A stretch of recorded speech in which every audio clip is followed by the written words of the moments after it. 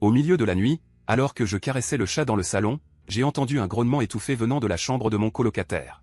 Sur le coup, j'ai cru halluciner, jusqu'à ce que je pince la queue du chat entre mes doigts. La porte de mon colocataire a soudainement été poussée avec un bruit sourd. Guyane, éteins ce fichu casque Bluetooth. Tout a commencé il y a environ 2 mois et demi. Ce jour-là, j'ai croisé un chat errant, tout crasseux. Mais ses yeux, comme du verre, étaient étrangement clairs. Alors, je ne sais pas ce qui m'a pris, je l'ai ramené à la maison. Je vis dans un appartement de 2 pièces partagées. Mon colocataire est Shenmo, une figure légendaire de l'université ou le prince des glaces, du département d'architecture. Le genre à être complètement détaché du monde. Sauf le jour du loyer chaque mois, on échange à peine quelques mots. Le jour où j'ai ramené le chat, il buvait de l'eau dans le salon. En voyant cette chose sale dans mes bras, Shenmo a froncé les sourcils à pouvoir écraser une mouche. Règlement de la coloc, pas d'animaux. Il avait l'air trop pitoyable. Je le garde juste une nuit, demain je le donne. Shenmo n'a pas répondu, ce qui valait comme accord tacite. Plus tard, après l'avoir nettoyé, je l'ai appelé boule de neige. Bien que Shenmo ait dit « je n'en veux pas », il ne nous a pas chassés.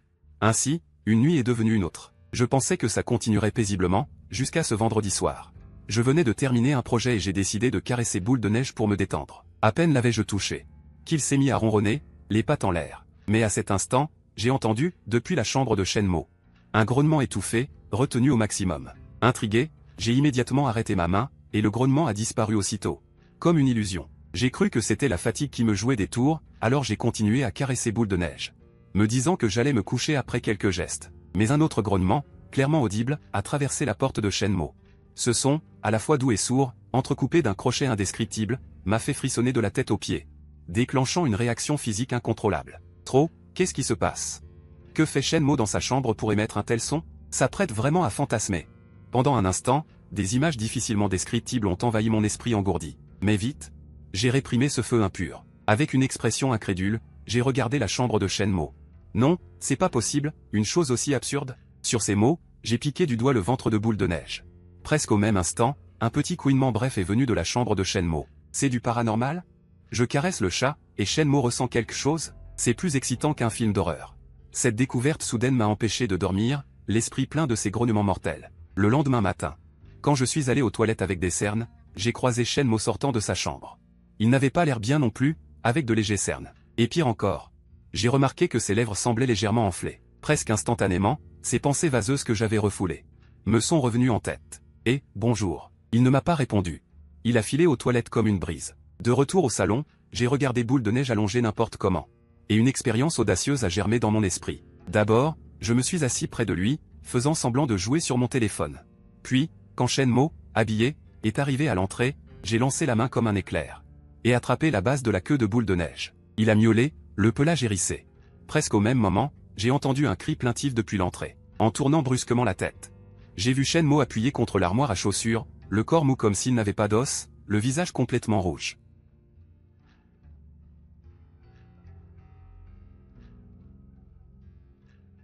La queue de boule de neige t'a fait peur? À peine avais-je dit cela que boule de neige a commencé à se frotter contre moi. En même temps, Shenmo a tressailli visiblement, et son regard a changé instantanément. Même avec une lueur de trouble indescriptible. Mais vite, il a serré sa lèvre inférieure. Comme s'il résistait de toutes ses forces. Guyane, t'es malade?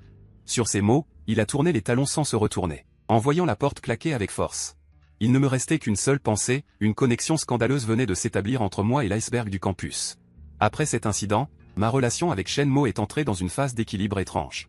Il a commencé à m'éviter, si j'étais dans le salon, il ne sortait jamais de sa chambre.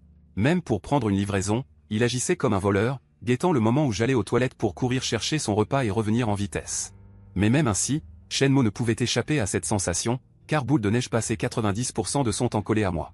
Et j'ai intensifié mes expériences. Je sais que c'est salaud, mais ce sentiment de contrôler l'interrupteur de quelqu'un d'autre est vraiment trop grisant. En plus, après tant d'essais, j'ai découvert l'endroit le plus sensible chez lui. Il correspond à la chair molle derrière l'oreille de boule de neige. Si je caresse doucement là, en moins de 2 secondes et demie, sa chambre émettait toujours un bruit, parfois un livre tombait par terre, parfois une chaise était renversée. Le plus mémorable, j'ai même entendu un sanglot étouffé. Alors après ça, j'ai arrêté pendant 3 jours. Je me sentais comme un pervers, j'avais vraiment honte. Le soir du 3e jour, j'étais seul dans le salon à regarder un film, et boule de neige est apparue comme d'habitude. Elle s'est frottée contre ma main, mais peu après, j'ai entendu un bruit léger. Puis des pas de plus en plus proches, qui se sont arrêtés derrière le canapé. Je savais ce qui se passait. Alors je n'ai pas choisi de me retourner, J'ai posé ma main sur Boule de Neige et j'ai commencé à la caresser. Même si la télévision diffusait du son, j'ai parfaitement capté des gémissements étouffés, et mes gestes sont devenus plus rapides. Finalement, j'ai touché la chair tendre derrière son oreille, et presque instantanément, un ronronnement satisfait a résonné à mon oreille. Mes poils se sont hérissés, tout mon corps est devenu engourdi. Je me suis retourné brusquement. J'ai trouvé Shen Yuo debout derrière moi, les cheveux en désordre, les yeux humides, comme si elle sortait de l'eau. Ses joues étaient d'une rougeur anormale, dégageant une attraction irrésistible. Quand elle a réalisé, une panique fugace a traversé ses yeux, mais cette fois elle ne s'est pas enfuie, elle a fixé moi et Boule de Neige. Guyane, éteins ce masseur. Quel masseur? Je ne l'ai jamais vu. Celui qui fait ce bruit de bourdonnement. En suivant son regard, j'ai vu Boule de Neige couchée sur un petit appareil vibrant. En voyant ça, j'ai tout compris d'un coup. Purée. Elle ne pense quand même pas que je suis le genre à jouer avec des jouets. Quel malentendu. Mais c'est vraiment excitant, surtout son air mélangé de honte et de colère. Tout en essayant de rester calme. En pensant à ça, je n'ai pas pu m'empêcher de raviver une petite flamme malicieuse. Lui, il fait bien bourdonner. Mais il ne s'appelle pas ma sœur. Il s'appelle Boule de Neige. À peine avais-je fini que le visage de Shen Yuo changea de couleur à vue d'œil. Après avoir longtemps retenu, elle ne put prononcer un seul mot et regagna sa chambre en claquant la porte. La force était exceptionnelle, faisant tomber la poussière des murs. La princesse de glace du campus, pas si glaciale que ça, apparemment. En tout cas, elle a la peau plutôt fine. Après cet incident du masseur, Shen Yuo s'est carrément opposée à moi. Elle ne m'évitait plus, elle m'affrontait directement. Par exemple, le matin, je trouvais mon lait dans le frigo vide, ou mes vêtements sur le balcon, tombaient par terre avec des empreintes de pas bien visibles. Même, Shen Yuo avait acheté une montagne d'ail et l'avait accrochée devant sa porte, soi-disant pour éloigner les mauvais esprits. Mais en réalité pour m'asphyxier. Peu importe ce qu'elle faisait, elle restait pour moi une petite glaçon. Après tout, j'avais une arme imbattable. Ce jour-là, en rentrant des cours, j'ai trouvé ma chambre envahie. Mes figurines sur la table étaient tordues en formes étranges, ma couverture en boule comme une choucroute, et le pire, sur mon écran d'ordinateur. Quelqu'un avait dessiné une grosse tortue au rouge à lèvres. Pas besoin de cerveau pour deviner que c'était un nouveau tour de Shen Yuo. Jouer dans mon dos, hein. Alors ne m'en veux pas, en disant ça, je suis sorti de la chambre. J'ai trouvé Shen Yuo en train de peindre dans le salon, écoutant même de la musique tranquillement, comme si rien ne la concernait. Alors j'ai attrapé Boule de Neige dans mes bras et, sous ses yeux, je me suis assis ostensiblement sur le canapé. Ensuite, j'ai ralenti délibérément mes gestes pour faire un massage complet à Boule de Neige. Presque au même moment, le pinceau de Shen Yuo a commencé à trembler, sa respiration est devenue haletante et désordonnée, ses joues ont rougi. Hein, tu veux te mesurer à moi? Je vais te retourner complètement. Alors j'ai intensifié mes gestes. Et j'ai délibérément pétri la nuque de Boule de Neige, sa partie préférée. En un clin d'œil, Boule de Neige a émis un ronronnement semblable à un hurlement de loup. Au même instant, le pinceau de Shen Yuo est tombé par terre, elle était comme vidée de toute force, toute molle. Après avoir levé la tête avec difficulté, j'ai vu dans ses yeux une certaine supplication. Guyane, qu'est-ce que tu veux exactement? Rien de spécial. Je veux juste renforcer mes liens avec mon chat. En disant ça, j'ai pointé ma chambre, souriant comme un grand méchant. Au fait, j'aimerais savoir, cette tortue dans ma chambre, c'est l'œuvre de quel artiste? Plutôt original. À ces mots, les joues de Shen Yuo sont devenues cramoisies. Elle s'est mordu les lèvres, me fixant sans ciller. Après un long moment, elle a soudain pris une profonde inspiration, comme si elle avait pris une décision. Guyane, parlons-en. Le lieu de négociation est le café en bas de l'immeuble, c'est la première fois que nous asseyons face à face comme des colocataires normaux. Shen Yuo commande un café noir très amer, comme s'il voulait rester éveillé par l'amertume. Alors, dis-moi, qu'est-ce que tu veux? D'abord, dis-moi. Quand je touche Snowball, qu'est-ce que tu ressens exactement? À ces mots, une rougeur apparaît sur les joues de Shen Yuo, visiblement cette question la met très mal à l'aise. C'est une sensation très étrange, comme une décharge électrique, des fourmillements dans tout le corps. Surtout, à certains endroits, par exemple. Avant même qu'elle ait fini sa phrase, j'étais déjà comme un enfant curieux à poser des questions. Ce qui rendit les joues de Shen Yuo encore plus rouges, puis elle me lança un regard noir, tu le sais très bien, pourquoi feindre l'ignorance? Bon, passons aux choses sérieuses. Qu'est-ce que tu comptes faire pour résoudre ça? Couper ce lien anormal. Je suis tout à fait d'accord, mais le problème, c'est comment le couper? Cette fois, c'est au tour de Shen Yuo de se taire, car après tout, cela défie la science. Ce n'est pas comme le Bluetooth qu'on peut déconnecter sur un simple clic. J'ai consulté quelques livres, ce phénomène s'appelle empathie, cela se produit généralement entre des êtres vivants ayant un lien spécial. Donc pour le dissoudre, il faut trouver la source de ce lien et la sectionner. En l'écoutant expliquer comme une intello, je nageais en pleine confusion, ne comprenant pas ce que signifiait « source du lien ». Et Shen Yuo, qui semblait comprendre quelque chose, prit une profonde inspiration avant de me demander « c'est ce chat? Où l'as-tu trouvé ?» Dans la petite rue derrière l'école, au bout il y a une cour abandonnée. Il était sur le mur de la cour. À ces mots, les yeux de Shen Yuo s'illuminèrent soudain, vite. Emmène-moi tout de suite. En voyant son air sérieux, j'avais du mal à retenir mon envie de rire. Je te le dis très sérieusement, je ne peux plus supporter cet état une minute de plus. Guyane, je ne sais pas ce que tu ressens, mais pour moi c'est une torture. Chaque fois que tu le touches, c'est comme si tu me touchais, ça m'empêche d'étudier, de dessiner, et même de dormir. En voyant son expression de détresse contenue, la petite satisfaction malicieuse que j'éprouvais s'évanouit instantanément, remplacée par une culpabilité indescriptible. Sachant bien que j'avais été trop loin dans mes bêtises. Alors j'ai rangé mon air moqueur et j'ai accepté sérieusement. Ce week-end, j'ai emmené Shen Nuo dans cette cour abandonnée. L'endroit était en ruine et envahi de mauvaises herbes. C'est ici, Snowball était sur ce mur en train de miauler vers moi. Shen Nuo ne dit rien, elle fit simplement le tour de la cour en silence, examinant même les débris de bol par terre. C'est à ce moment qu'elle s'arrêta soudain, tu ne trouves pas que cet endroit est un peu étrange? Rien d'étrange, c'est juste une vieille cour. C'est trop silencieux ici, dehors c'est la rue animée des snacks, mais dès qu'on entre dans cette cour, c'est comme si tous les bruits étaient isolés. En l'entendant dire cela, je réalisais soudain que c'était effectivement trop silencieux, au point qu'on n'entendait que le vent dans les herbes. Guyane, viens vite voir. C'était Shen Nuo, accroupie par terre, qui m'appelait avec anxiété. Et elle tenait quelque chose dans sa main, un petit chat sculpté dans le bois. Bien qu'il ne fût pas plus gros qu'un pouce, la gravure était exceptionnellement fine, ressemblant même à Snowball à 7 ou 8 dixièmes. En le retournant, on voyait deux petits mots très flous gravés sur la base, donnant une impression d'ancienneté et de mystère. Puis Shen Nuo sortit son téléphone, prit une photo des deux mots, et les téléchargea sur un logiciel incompréhensible. Pour les identifier, cœur uni. La source du lien serait-elle donc cela? En entendant cela, j'étais un peu perdu, incapable de croire qu'une simple sculpture en bois puisse créer une empathie entre deux personnes. C'était vraiment trop fantastique. Cependant, alors que nous fixions la sculpture, le temps se couvrit soudainement. De gros nuages noirs commencèrent à s'accumuler, et en un clin d'œil, une pluie torrentielle se mit à tomber. Presque au même moment, j'attrapai la main de Shen Nuo et me précipitai hors de la cour. Sa main était très froide et très douce, mais je n'avais pas le temps de réfléchir, je me contentais de la tirer en courant devant. Mais au bout de quelques pas, la pluie devint encore plus violente, il était impossible de continuer à courir. On dut se réfugier sous l'orage dans une petite cabane encore debout. À ce moment-là, nous étions déjà trempés comme des rats. Les coups de tonnerre se succédaient, faisant trembler la petite masure.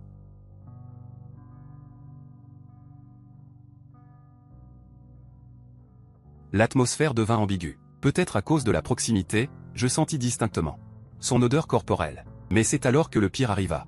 Je sens quelque chose frotter contre ma jambe, je baisse les yeux et découvre que ces boules de neige, trempées jusqu'aux os, qui m'a suivi je ne sais comment. Puis, d'un bond, elle saute directement dans mes bras et se met à se frotter frénétiquement. En même temps, je sens clairement que Shen Mo, à côté de moi, tremble légèrement. Je n'ose même pas tourner la tête pour la regarder, de peur de voir cette expression. Mi-mortifié mi-confortable. Je ne peux m'empêcher de m'engager sur la voie du crime. Guyane, fais-la arrêter. À ces mots, je commence à repousser boule de neige en m'affolant. Mais cette petite princesse, je ne sais quel démon la possède, on dirait qu'elle a attrapé de l'herbe à chat. Elle s'accroche à moi, et plus je me débat, plus elle s'acharne. Et presque au même instant, j'entends Shen Mo émettre un grognement étouffé, extrêmement contenu. Cela me remplit aussitôt de honte. Alors, presque en hurlant, je réussis enfin à arrêter les mouvements de boule de neige. Puis je tourne lentement la tête et découvre Shen Mo, collé au mur, trempé. Je ne peux pas distinguer s'il s'agit de pluie ou de sueur, mais son visage est rouge comme s'il allait saigner, et elle se mord la lèvre inférieure. Dans cet état, à la fois pitoyable et sexy, je perds presque la raison. Toi, ça va? Elle lève la tête et me regarde avec une expression extrêmement complexe. Dans ses yeux, il y a de la colère, de la honte, du ressentiment. Et beaucoup de choses que je ne comprends pas. Mais à ce moment, elle ne dit rien, ce qui plonge l'atmosphère dans un froid glacial. En même temps, j'entends distinctement les battements précipités de son cœur. Je ne sais pas combien de temps passe. Et enfin elle se calme. Shen Mo rompt également le silence. Nous rentrons. Je ne dis rien, je me contente de hocher la tête en silence. De retour à l'appartement, je prends une douche et enfile des vêtements propres. Pendant ce temps, la responsable de tout cela dort paresseusement sur le canapé. Je m'apprête à aller lui dire 2 mots. Quand la porte de Shen Mo s'ouvre soudainement. Elle aussi a pris une douche et s'est changée. Elle s'approche lentement de moi et me tend à nouveau la petite sculpture en bois de chat. C'est peut-être vraiment la clé. Il faut donc la détruire. Mais si la détruire ne sert à rien, ou même à des effets secondaires? Je m'en fiche, on doit essayer. En voyant son air si déterminé, je ressens soudain un pincement au cœur. Au début, je trouvais ça amusant. Mais maintenant, voir Shen Mo torturé à ce point, je n'arrive plus à rire. Si détruire cela peut la rendre normale, alors détruisons-le. Cependant, comment détruire cette sculpture devient un problème de taille. Elle a l'air en bois, mais elle est dure comme de la pierre. La frapper avec un marteau, la serrer avec des pinces, rien ne l'abîme. Shen Mo essaie même des méthodes ésotériques. La faire tremper dans l'eau salée, la brûler, l'asperger de sang de chien noir. Rien n'arrive à les rafler. Bon, ce truc doit être un diamant devenu esprit. Nous, simples mortels, ne pouvons rien contre lui. Alors quoi? On va rester comme ça pour toujours? En voyant l'air découragé de Shenmo, une idée soudaine me vient. En fait, ce n'est pas sans avantage. Tu vois, même si le processus de cette empathie est gênant, en fin de compte, c'est une forme de communication unique. Plus je parle, plus ça me semble logique, oubliant complètement que je suis en train d'inventer. J'expose tout un tas d'idées enthousiastes, comme le contrôle inversé, ou communiquer via boule de neige quand on ne veut pas parler. Je pensais que Shenmo mépriserait cela, mais à ma surprise, son regard passe d'abord par la stupéfaction, pour se transformer lentement en perplexité, puis elle éclate de rire. C'est la première fois que je la vois rire. Elle est clairement comme une fleur qui s'épanouit au printemps, pourtant elle tient absolument à être une montagne froide et impitoyable. Mais sur le moment, je dois admettre que mon cœur a raté un battement, parce que son rire est vraiment magnifique. Guyane, comment se fait-il que je ne t'ai jamais vu si bavard avant? Maintenant tu le vois, mais il est trop tard. Une fois lié, pas de retour possible. En entendant cela, Shenmo éclate de nouveau de rire. Instantanément, l'atmosphère du salon devient légère. Toute cette gêne, ces confrontations, s'évanouissent avec ce rire. Ce jour-là, nous avons parlé longtemps comme des amis, des potins de l'école. Au projet d'avenir. J'ai aussi découvert qu'elle n'était pas vraiment une personne détachée des réalités terrestres. Elle aime aussi regarder des comédies, manger de la malbouffe, et s'inquiète de ne pas pouvoir dessiner ce qu'elle veut. Avant, elle avait juste l'habitude de se cacher derrière un masque de froideur. Et moi, j'étais celui qui avait par inadvertance écarté sa coque la plus dure. Ce jour-là, nous avons parlé jusque tard dans la nuit. Jusqu'à ce que Shen Nuo soit trop fatigué pour continuer, nous nous sommes souhaités bonne nuit et sommes retournés chacun dans nos chambres. Mais au moment d'ouvrir la porte, Shen Nuo s'est soudain retourné, Guyane. Ce soir, sois douce. Sur ces mots, elle s'est précipitée dans sa chambre comme pour s'enfuir. Je suis resté figé, et il m'a fallu un moment pour comprendre ce qu'elle voulait dire. Finalement, je n'ai pu m'empêcher de sourire doucement. Cette empathie ne semblait plus si difficile à accepter. Depuis cette soirée de rupture de glace, ma relation avec Shen Nuo était entrée dans une toute nouvelle phase. Nous n'étions plus de simples colocataires, ni même de purs amis. C'était plutôt une relation où nous éprouvions une attirance mutuelle, sans jamais avoir franchi la barrière. Nous mangions souvent ensemble, regardions des films ensemble, et même caressions le chat ensemble. Bien sûr, à chaque fois que nous caressions le chat, je tournais frénétiquement autour des zones interdites. Mais ce calme fut vite brisé. Celle qui le brisa était une cadette de mon université, Lin Yumo, une fille très enthousiaste, qui me poursuivait sans relâche. Ce jour-là, elle avait appris je ne sais où mon adresse, et était venue droit à ma porte, un bouquet à la main. C'est Shen Nuo qui lui ouvrit. Ainsi, dès que les deux femmes se virent, l'air s'emplit d'une odeur de poudre. Qui es-tu? Pourquoi es-tu chez le seigneur Guyane? Je suis sa colocataire. Colocataire? Vous cohabitez, homme et femme? En entendant le bruit, je sortis immédiatement de ma chambre. En me voyant, Lin Yumo prit aussitôt un air pitoyable. Seigneur, je suis venu t'offrir des fleurs. Mais cette grande sœur n'a pas l'air de m'apprécier. Gêné, je pris les fleurs, ne sachant quoi dire. Je me contentais donc de confirmer l'explication de Shen Nuo, en précisant que nous étions colocataires. Mais Lin Yumo n'y croyait pas. Pourtant, elle ne s'attarda pas et se dirigea naturellement vers Boule de Neige, sur le canapé. Quel mignon chat! Seigneur, c'est toi qui l'élèves? Comment s'appelle-t-il? Elle s'appelle Boule de Neige. À peine avais-je prononcé ces mots que je sentis soudain un regard glacial posé sur moi. Me retournant, je vis Shen Nuo qui fixait intensément Boule de Neige dans les bras de Lin Yumo. Zut, j'avais oublié ça. Est-ce qu'elle ressentirait quelque chose si quelqu'un d'autre touchait Boule de Neige? Lin Yumo ne savait pas cela. Elle frottait joyeusement Boule de Neige, la caressant de la tête à la queue. Et Shen Nuo restait là, immobile. Mais son visage devenait de plus en plus pâle, ses lèvres serrées. Yumo, Boule de Neige est timide de nature, vous feriez mieux de ne pas. Mais avant que j'aie fini ma phrase, Shen Nuo était déjà retourné silencieusement dans sa chambre. Avec un bruit sourd, Lin Yumo et Boule de Neige dans ses bras furent surprises par ce fracas. Seigneur, ce colocataire a vraiment un caractère étrange. Je n'avais pas l'esprit à lui expliquer, car dans mon esprit, il n'y avait que l'expression de Shen Nuo tout à l'heure.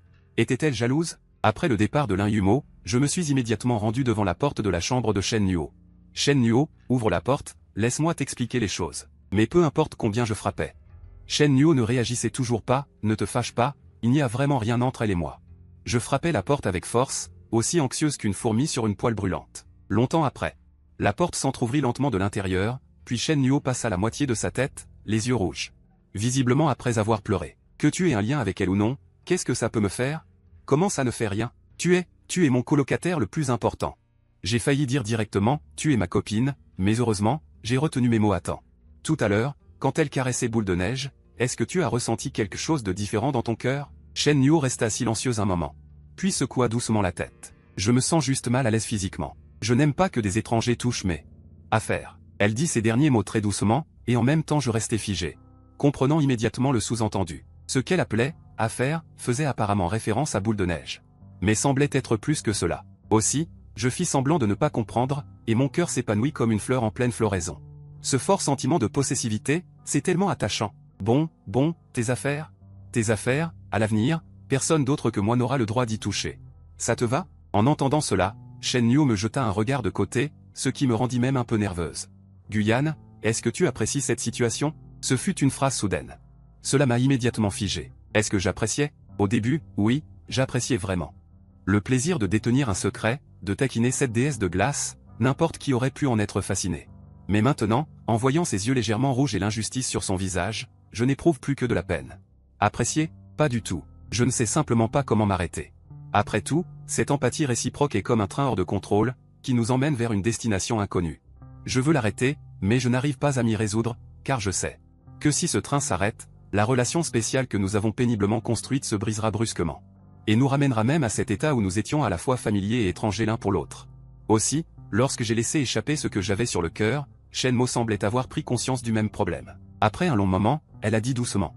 Étudions encore un peu cette cible. Et ainsi, cette crise soudaine fut résolue. À partir de ce jour, certaines choses ont changé. Ce secret appelé empathie réciproque n'était plus une malédiction qui nous tourmentait, mais plutôt un fil invisible qui nous rapprochait lentement l'un de l'autre. Pour étudier cette cible apparemment indestructible, nous avons fouillé tous les manuscrits anciens de la bibliothèque qui s'y rapportaient. Finalement, dans un fragment d'un recueil de textes étranges, nous avons trouvé une description. Le livre mentionnait le sort de l'unisson, utilisant le sang comme médium, et le cœur comme lien, permettant à deux personnes de communier et de ressentir les mêmes choses. Pour dissoudre ce sort, il faut que les cœurs s'accordent et se rendent ensemble au lieu de la connexion intime.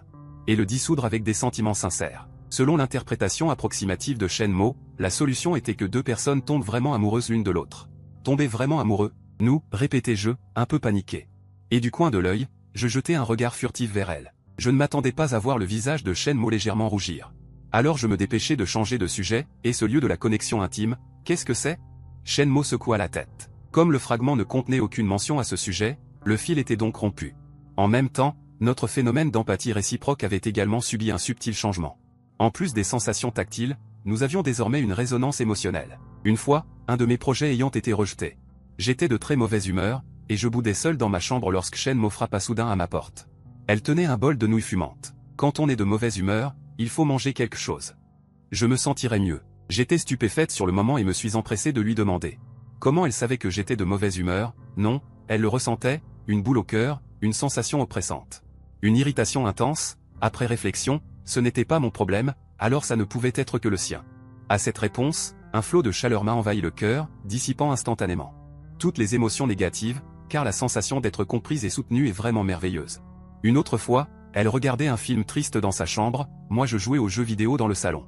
Et soudain, en jouant, j'ai senti mon nez picoter, puis les larmes ont coulé sans prévenir. Une tristesse inexplicable m'a alors complètement envahi. Plus tard, je suis allé vérifier dans sa chambre. Et j'ai vu ses yeux humides ainsi que le film triste qui passait. C'était une sensation très étrange. Pouvant entrelacer nos joies et nos peines. Je pouvais ressentir sa fragilité, elle pouvait percevoir ma tristesse. Nous sommes devenus les auditrices les plus fidèles et les consolatrices les plus complices l'une pour l'autre, et j'en suis devenu de plus en plus avide. Si le prix à payer pour dissiper cette empathie était de perdre tout cela, alors je préférerais ne jamais la dissiper. Plus tard, pour tester les limites de l'empathie, nous avons planifié une expérience d'isolation physique selon notre programme de compétition académique. La veille du départ, Shen Mo a préparé mes bagages. En pliant les vêtements, elle me demandait tout en rangeant, as-tu pris ta brosse à dents, et la serviette? N'oublie pas la batterie externe. Son attitude ressemblait exactement à une jeune épouse envoyant son mari en voyage. Rassure-toi, je ne suis plus un enfant. Avec ta mémoire d'oublieuse. J'ai peur que tu te perdes toi-même. J'ai hoché la tête sans rien dire, mais mes bras se sont resserrés autour de Boule de Neige. Le lendemain, je suis monté dans le TGV pour la ville voisine. Au moment où le train a démarré, mon cœur s'est soudainement senti vide. À peine séparé, je commençais déjà à lui manquer. Ce n'est qu'après être arrivé à l'hôtel et m'être installé que j'ai tout de suite passé un appel vidéo à Shen Mo, et elle a répondu très rapidement. Comme si elle avait fixé son téléphone, attendant mon appel. Tu es arrivé? Oui, je viens d'arriver. Commençons le test. Comment on fait? Réveille Boule de Neige. Je vais te guider. Shen Mo, suivant mes instructions, a tapoté doucement Boule de Neige pour le réveiller. Puis j'ai pris une profonde inspiration, comme pour un rituel sacré. Maintenant, avec ta main. Caresse doucement son oreille. Shen Mo obéit, mais je ne ressentis aucune réaction.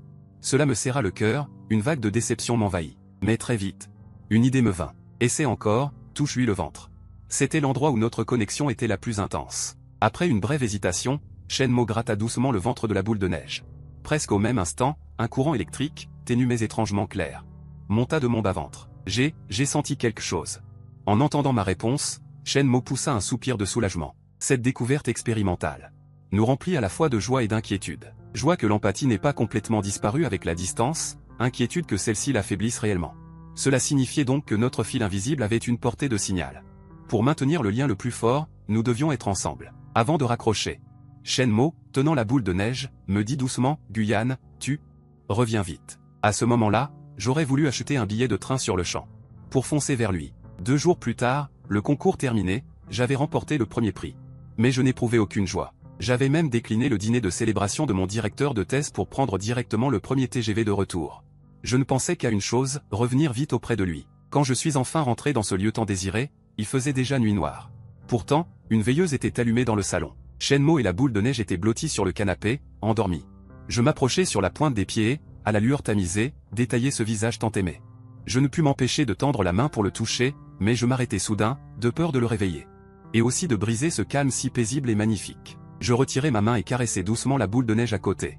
Puis je suivis lentement sa colonne vertébrale vers le bas. Dans son sommeil, Shenmo fronça légèrement les sourcils et poussa un soupir de contentement. Soudain, l'envie de jouer me reprit. Je tapotai directement les coussinets de la boule de neige, et sur le canapé, Shenmo eut une réaction encore plus marquée. Il murmura même, « Arrête » entre ses dents. De qui rêvait-il? Qui était en train de lui faire des bêtises? À cette pensée, une idée audacieuse germa en moi. Je me penchai donc tout près de son oreille et murmurai, « Shenmo. Celui qui te fait des bêtises, c'est moi ?» Il ne répondit pas. Mais son souffle s'accéléra, et même ses lobes d'oreilles rougirent soudain. J'étais donc certaine qu'il était réveillé. Cette découverte fit bouillir mon sang. Je n'étais donc pas la seule à savourer cette sensation. Lui aussi la savourait, il y prenait plaisir. Je souris comme un renard qui a réussi son coup. Puis je pris doucement sa main. Sa main était glaciale, mais au moment où je la saisis, elle trembla légèrement. Pourtant, il ne la retira pas, me laissant caresser le dos de sa main. Comme je caressais d'habitude la boule de neige. « Shenmo, tu ressens quelque chose ?» Il ne répondit toujours pas. Mais sa respiration devenait de plus en plus haletante, la rougeur de ses oreilles s'étendit à ses joues, comme s'il était sur le point d'être démasqué. Et moi, j'attendais en silence qu'il me donne une réponse, allait-il me repousser? Ou m'accepter? Au fil des secondes, les yeux fermés de Shenmo finirent par s'entr'ouvrir. Dans ses magnifiques yeux, il y avait de la honte, de la panique, et aussi une lueur d'égarement et d'ivresse que je n'avais jamais vue. Oui, ce mot, si simple qu'il en était banal, fit exploser mon esprit. J'avais gagné. Ce long combat, c'était moi qui l'emportais. Je ne me retins donc plus. Simplement, je l'embrassai sur les lèvres. Très vite. Il se ramollit sous mon assaut un peu agressif. Longtemps après, je le regardai, le visage rouge à l'extrême. Et un sourire tendre me vint naturellement. « Guyane, tu triches. T'es sûr? C'est qui a fait semblant de dormir? Je m'en fiche, tu triches. » D'accord, je triche. Alors j'accepte la punition. Quelle punition? Je te punis à être ma petite amie. Ses pupilles se contractèrent, visiblement surprises par ma franchise. « Guyane, tu es sérieuse? Mais entre nous? C'est à cause de cette empathie? Je sais, l'empathie n'est que le début. Mais ce n'est pas tout. Shenmo, je t'aime. Pas parce que je peux te sentir à travers la boule de neige, mais parce que, je t'aime, tout simplement. J'aime la façon dont tu te concentres quand tu dessines, j'aime la façon dont tu t'énerves quand on se dispute, j'aime la façon dont tu t'inquiètes pour moi. J'aime ton air concentré quand tu dessines, j'aime ton air fâché quand tu te disputes avec moi, j'aime la façon dont tu tiens à moi-même quand tu fais semblant de ne pas le montrer. » Mais elle faisait semblant de ne pas s'en soucier. J'aime tout de toi, donc cela n'a rien à voir avec l'empathie. Veux-tu me donner une chance? En écoutant mes paroles d'un seul souffle, les yeux de Shenmo étaient déjà tout rouges. Elle ne dit rien, mais tendit les bras et me serra fort, puis m'offrit un baiser qui, comparé à celui de tout à l'heure, était plus ardent, plus intense. Par ce baiser, elle donna la réponse la plus affirmative. Dans le cours de ma vie, qui dure depuis plus de 20 ans, il n'y avait jamais eu un seul instant, celui. Il n'y avait jamais eu un seul instant, celui.